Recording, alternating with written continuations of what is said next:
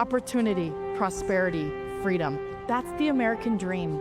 And in recent years, migrants have gone through hell, crossing borders, risking life and limb to achieve that American dream here in Mexico City.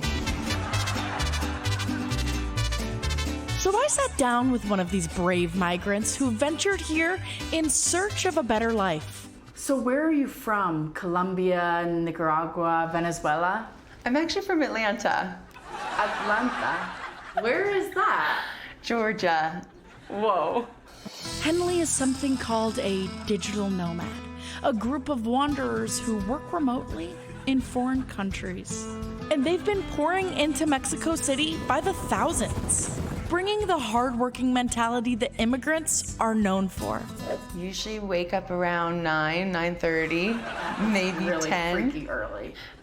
Usually walk around the park, get a coffee, dance to some Taylor Swift, come back, work for a few hours on my computer. I do marketing for a social media analytics company. That is really hard.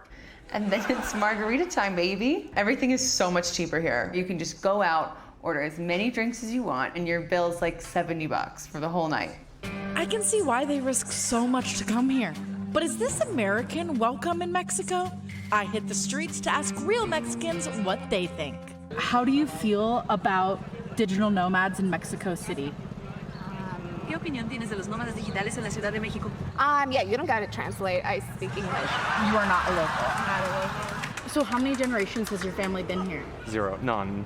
Your abuelita doesn't live around here? She's in Boca. I'm from Montana originally. I'm actually from Austin, Texas. I'm from San Francisco, Okay. California. And none of those are places in Mexico? Correct. I couldn't find a single Mexican, but the American immigrants were taking over everything.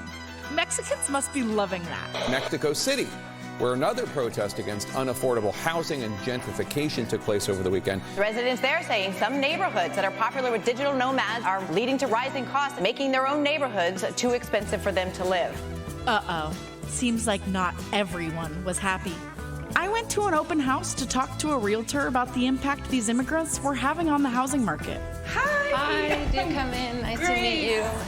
And I was stunned by what I saw. This is ridiculous. Americans were renting 2-bedroom apartments like this for only $600 a month? That is such a good deal. Oh my God! I take it you're interested in the lease. Would you like me to send over the papers? I love it here.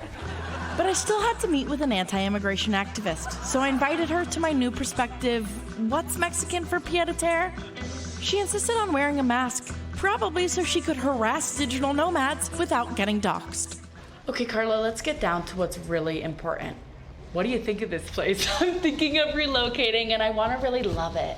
I mean, that is the main issue. You come in here with dollars and price us out because we cannot compete with that. And at the same time, there have been many cases of eviction of places to be turned into kind of like this, Airbnbs. Carla was clearly giving some get off my lawn energy. Did you hear me? I said get off my lawn. And like your racist uncle, she was mad things aren't the way they used to be.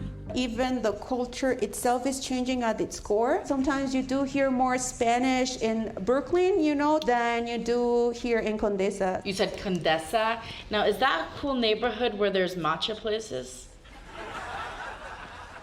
Condesa. One of the main issues is that like las salsas ya no pican. Like salsas are not spicy anymore. Because now they're catering to that gentrified palate. And I'm not arguing, I'm just saying a gentrified palate is the reason we do have the culinary delicacy of ranch. I want to be appreciative of your cultural traditions of ranch. There's always going to be that exchange of cultures and migration of movement. We just want you to do it in a way that you're not making us lose our homes. Okay, that actually sounds reasonable. But is this message from the protesters getting through to Henley, or is she guzzling down enough tequila to drown it out? Most of our friends that are from here are doctors or lawyers or business owners, and from what I've heard from them, it's generally more of the low-income people that are protesting. It is heartwarming to know that at least we're not gentrifying rich people out of their neighborhoods. It is hard. Maybe I could bridge the gap. How should these digital nomads behave so that these gringos can turn into gring stays? I worked really hard on that joke. Try and respect us. Try and learn some Spanish and start paying taxes. I'm not paying Mexican taxes because I pay American taxes and I don't have legal status here. And, you know, what's the point? The point is to contribute to the people and the infrastructure in which the city that you live, but TBH, it's so much paperwork, so I get it. Why would you? Many of them come and they call themselves expats because they don't even want to take that name of migrant. I don't really feel like a migrant. I feel like an expat. Why don't you feel like a migrant? Isn't a migrant like someone who well, I guess I am a migrant. I'm a freaking migrant.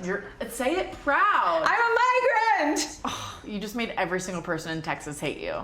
Turns out you can be both a migrant and a gentrifier. But in Mexico City, the key to being a good gringo isn't retreating into the creature comforts of home. It's immersing yourself in the rich cultural traditions of your adopted country, even if it lights your friggin' guts on fire. Okay, this quesadilla is so good. I'm never leaving. Also, I literally can't get up because I shit my pants.